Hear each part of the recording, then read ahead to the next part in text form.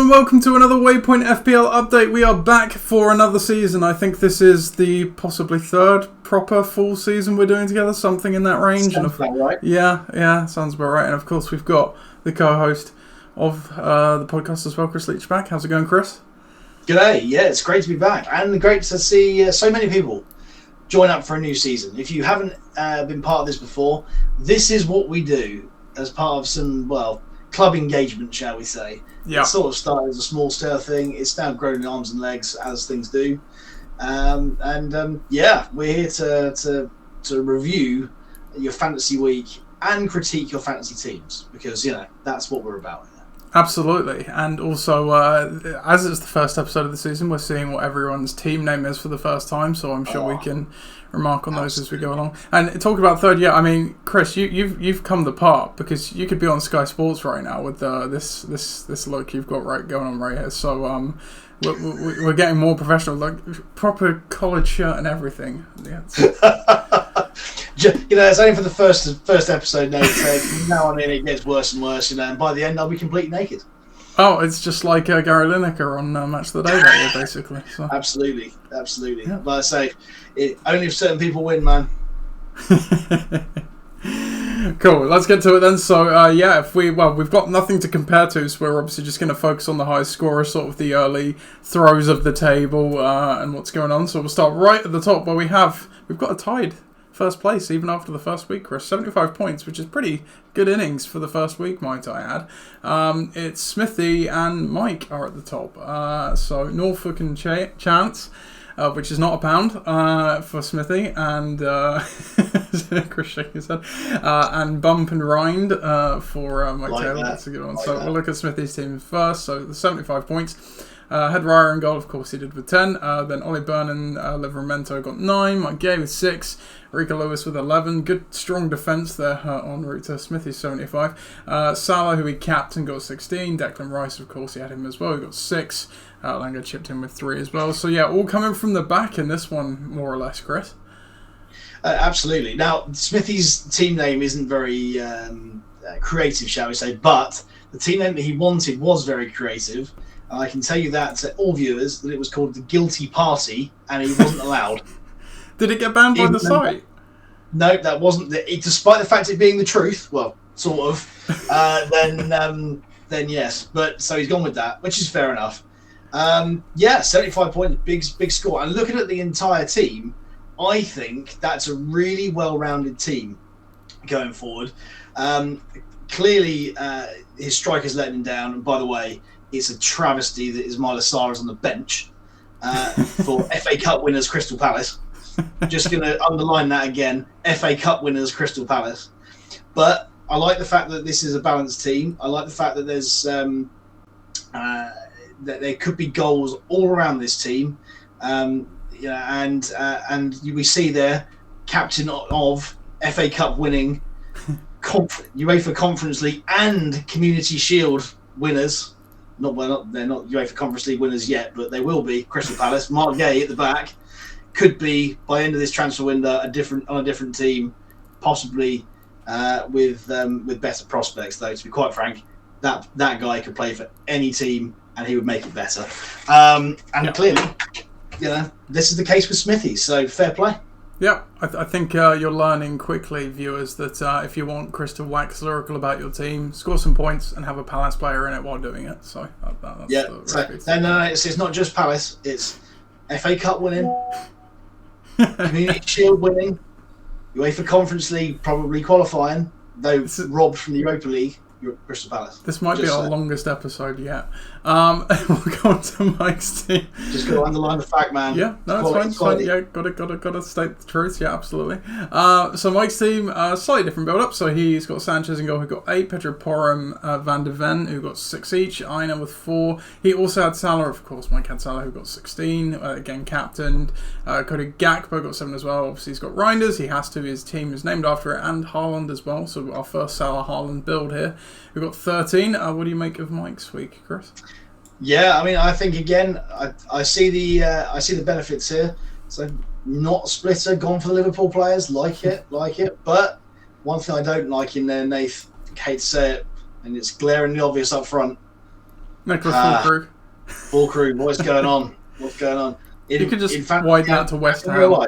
It's not just Fulkrug. If anything, I kind of like Fulkrug. I mean, he didn't have a good game, but nobody did. But he's actually called the rest of the team out for trying it sort of towards the end last season and stuff. So I like what he's about. So I'm hoping he can turn the corner, mainly because, as you will see in a bit, I have named my team after him, and thus have committed to having him in my team the entire season. No, well, quite. One thing I do like here, is that I like the commitment to the craft, because you look at the Spurs defence, saying bold move there, bold move. But if you're going to have to, Burnley, it was a no-brainer. Porro and Van der Ven, I like it. Will that stay the case for the rest of the season? We'll see. But you know what? Fair play. They were all right. Done for 12. Yeah. Good for him. We'll take a look at Mike Wells' team next. So he's in third place at the moment with 67, so a little bit of a gap, but still obviously not too far off. So if we look at the team, we've got Konza, who got 3 points despite the red card, because this year there is the new scoring system with the defensive points and things, so I think that contributed to that. Goodmanson with 9, Semenyo with 15, and Captain Haaland with 26, who was obviously doing the heavy lifting. He did leave Ekatike on the bench with the 11, though, which I'm sure was what that groan was referring to there, Chris. Yeah, absolutely. Hate to see when you see 11 on the bench, when you see Ekatike dropped for a West Ham player again. But one or Brian Mbeumo. Yeah, 60 million. If he's 60 million, then I don't know. I said the game has gone. The game has gone. It's the Man United tax, isn't it? It's just they're just stupid. But still, I got to say, as a team, once again, see big scores from Haaland and Semenyo there, papering over some cracks. But once again, and I'm going to underline the fact that he does have Arsenal's brand new. I'm going to go with midfielder, but who knows where he's going to play for Arsenal? Kai Havertz replacement. Well, I think long-term listeners to this particular podcast, Nath, will know what I think about Kai Havertz. Not good. But yes, I think that would be good. So no, he's got Berry Eze in there. Fair play. And I think that again, throughout the course of the season, that might prove its worth. But yeah, it could have been so much more for Mike. Could have been a league high 78 there. Yeah. But well, almost. If not for Ekatike. I don't think I said his team name as well, Magic Mike, which I'm pretty sure he had last year. I'm pretty sure Smithy had the same one as last year. That last year as well. I'm almost certain. But anyway, and then I didn't open it up, but we'll look at Brett's team because we usually do top 3 scorers, and with the tied first, that would mean Brett technically had the third highest score with 66, who is going with change name again. We know how much you detest that, Chris. So we'll go through his team swiftly as punishment. So he had Raya for 10 points. Again, solid defence, Gabriel getting, Pedro Porro getting 6, Elanga and Eze getting 3 each, and then Captain Haaland with the 26 again. So there you go, Chris. Defensive performance there from Brett, yeah. But yes, had nothing in midfield there really to note. No. And then big score from Haaland up front, captain, fair play, got to do it. But yes, I think that if you're going to have 3 defenders in fantasy, Gabriel, Gay, and Pedro Porro are pretty good. So yeah, again, nothing really from the bench. It's a bit of an interesting one seeing Phil Foden on there. Whether that's because of just getting him in there for a later season, later season development. Who knows? But yeah, as before, Eze in there, he'll become the main man. You'd like to think. So when that shirt changes from FA Cup winning, Community Shield winning, UEFA Conference League, just put it out there. UEFA Conference League qualifying. So, I mean, I've not even put you up on this. They only just beat Fredericksburg by 1-0 yesterday, and they've got the away leg, right? So those away trips can be difficult. Have they got a plastic pitch as well? No. Yeah, don't matter. So, in Glasgow we trust. Look, we don't have any players left by that point, but it's been out of a ride. Still won the FA Cup and the Community Shield though. Yeah. Yeah, which is a phenomenal achievement. Yeah, you'll have to see it. Ben rounds out the top 5 with the Kanate kid. You did miss the cut of the top 3 points, Ben, so we're not going to look at your team. But we'll just ping down the rest of the table. So running out the top 10 from 6 to 10, we've got Alex with Thomas the Frank Engine. I rate that. Jono with Easy. I rate that a lot. Again, that's good too. Bets with Pina Pants. I think I'm saying that right. Slumdog Mignolet with Cam. That's pretty good too. And Chappers FC with Brad, which again is a repeat, but it's okay because it's obviously playing his name, so we permit that. And then we'll just run down the names for sort of the next lot because everyone's here outside the top 10, so we don't care about your scores, myself included. We've got Zlatan Sheshimovic for Luke, Control of Defeat, which I appreciate from Alex Martiniak. Gyokol, is that Gyokol? Gyokol, that's how you... Is Gyokol? We're going with Gyokol? I don't know, for Callum. Yeah, goals for Zach. Skinner squad for James Skinner. You got to bring... He can't... I have a dilemma with James, because last year his team name was James Skinner, which was just brilliant. And I appreciate he doesn't want to repeat it, but that was gold. So anyway, that was the best one. Yes, last year that one. Vit's case scenario for Jake. It's one of I think our 2 Vit's team names, which we'll come on to in a bit. Guardian 11, which obviously is Owen. Mr. Brown's boys Ethan. Never go full Krug, which is my team. I really like Aiden's this year, I've got to say. So as it reads, it's ASMR Begovic, but that's brilliant. There's so many levels to that name. I think that might be my team name of the season, to be fair to Aid. He's on one there. Do you know what's not my team name of the year? Team Titus Bramble? Correct. Renowned and possibly convicted rapist, Titus Bramble. Oh, Rob, that's a poor choice. Fitting of your week 1 score as well. It is an own goal merchant there. That's Titus Bramble, that is. So. Then we've got D Palmer 11, which is obviously Palmer, and then Tim, who last place people look at his team, he only got 36. Wits on Fire are the Florian Wits named team. So let's see what Tim had. So he got 8. He had 8, he got 9. Salah, who got 8. That's pretty much everything of note. Henderson with 6 on the bench was his next highest scorer, but does not count, obviously.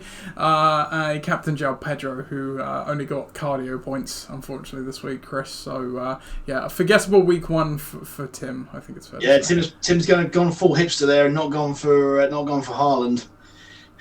I'm not sure about that. Not sure about that at all. But yes, 2, 1 injury, 1 suspension already. Not great. Not a lot from the back, not a lot from midfield. I mean, it could have been worse if Mo Salah hadn't scored in the last 2 minutes of the game. Yeah. To stat pad once more, then that would have been a bit of a problem. But yes, I'm not so sure about that team. You know, I see Salah and Wirtz. There's a lot of Liverpool there with not a lot of firepower up front. So you're going to have to hope that one of João Pedro and Jacarez, who, by the way, were both one was playing for Brighton and one was playing for Coventry 2 seasons ago. Let's just take a step back. You wouldn't have done that then. I'm not sure you'd do that now because you changed the shirt, but the player's still the same. I think Tim has a vendetta against Haaland because I seem to remember last year, initially at least, he went for a no Salah and Haaland build. I think he's caved on Salah, but persevering with the no Haaland build. So. Yeah, everyone's got to slow down. I think there is a reason why that Liverpool have spent all those millions of quid trying to diversify goals away from Salah. It's because they're going to score goals in a different way now, and it's going to be there's going to be a bit more of an even spread, I think. So yeah, watch out for you fancy hawks on Liverpool, but Man City won't be. Man City will start scoring goals through Haaland all the time now. So that's it for the week 1 roundup. We will obviously try and do as many weeks as we can during the season. And as always, Chris, I will give you the final word. Yeah, it's good to have all this going on. And well done to Nathan for getting this going because, without him, this wouldn't happen. Game tomorrow, as we know, against RCCG, friendly at Deer Park. If you're around, it'd be great to see you. We have 14 already. Don't be afraid to put another vote down if you'd like to come down. There's always a space for you. 10:30 kickoff, 9:30 meet. Other than that, we'll have the notices out for training for next week. We may or may not do Tuesday. I think there's quite a lot of people away as it is, so we might just do Thursday. And then the Saturday game, we're planning a match away in London against Bromley, who we played in the Cup last season. So if you can make yourself available, it would be a bit more than your usual time frame, but be great to do. Won't be a minibus like last time. That's only for Cups if we do well. So we have to drive ourselves. But hey, it's something fun.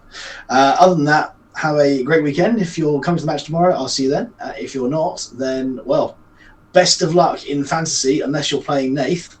You know it. We'll see you next week. Sorry? What did you say? Sorry? No. And we'll see you next week. Oh, sorry. Yeah. Well, technical issues. First episode. We're still pre-season form. Yeah. See you next week. Have a good one, guys.